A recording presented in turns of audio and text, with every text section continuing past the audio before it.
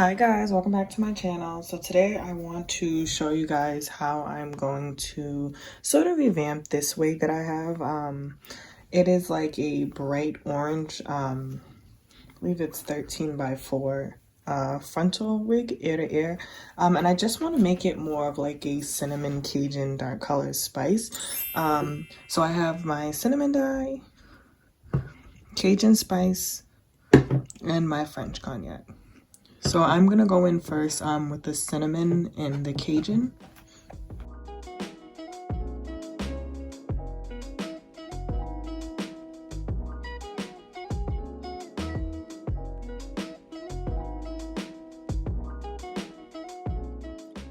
And remember, friends, always take your time when you're adding the dye in and just be cautious of how much you're putting in for the colors, because you can always go darker, but you can never go lighter. So take your time when you're adding in the colors and find the right color match that goes for the color that you want. Okay, so I started up, and I didn't put French cognac in just yet. Let's try dipping it now.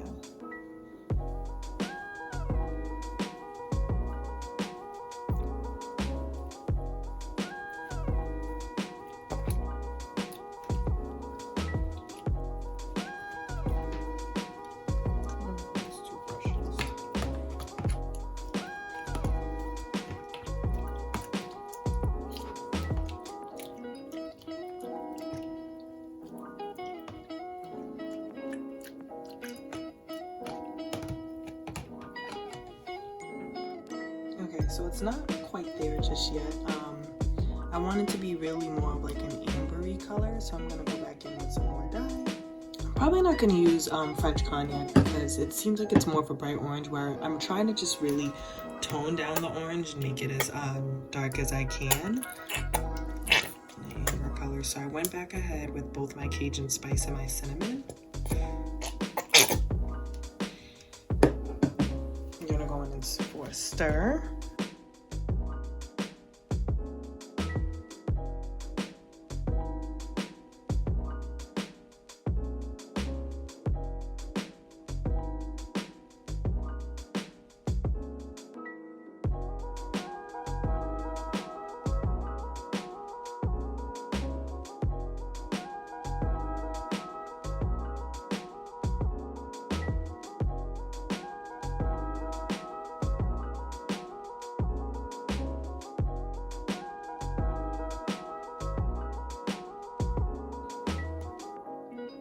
Okay, so it's like almost there. It's definitely still orange in the middle. That's what makes watercoloring really hard. It's just making sure that the color penetrates, and this is really just a dye job over another dye job. If it was the first time that I dyed this wig, if I just wanted to really remove the dye first and then try to dye it again, we probably wouldn't have to go through as many rinses as we're going through now. So I'm going to try again, once again my coloring. I'm going to hope that it penetrates all the color this time. I'm going in for now my third bath.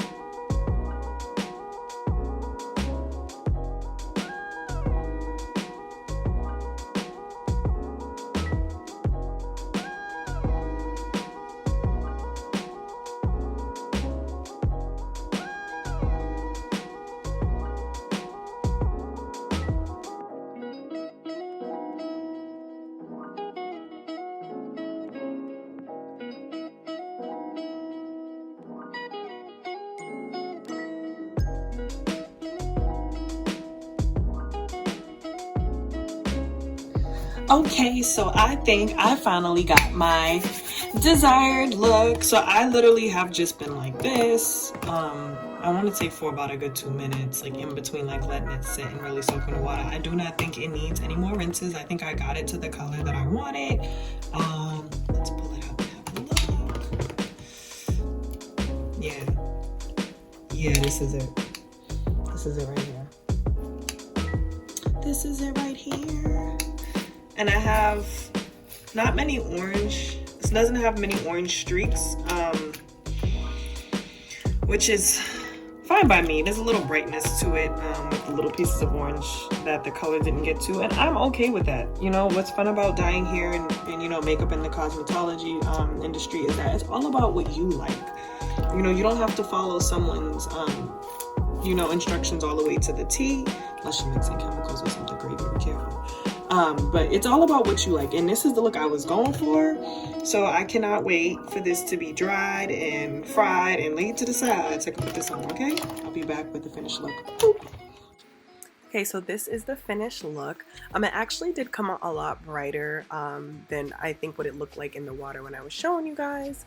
But this is the desired style that I wanted. I just wanted to tone it down from some of the bright orange that I had originally. So this is perfect. You already know I had to condition my wig right after I dyed it just to maintain that softness and that texture. I think that's important when you're dyeing wigs. You want to make sure you restore that moisture always.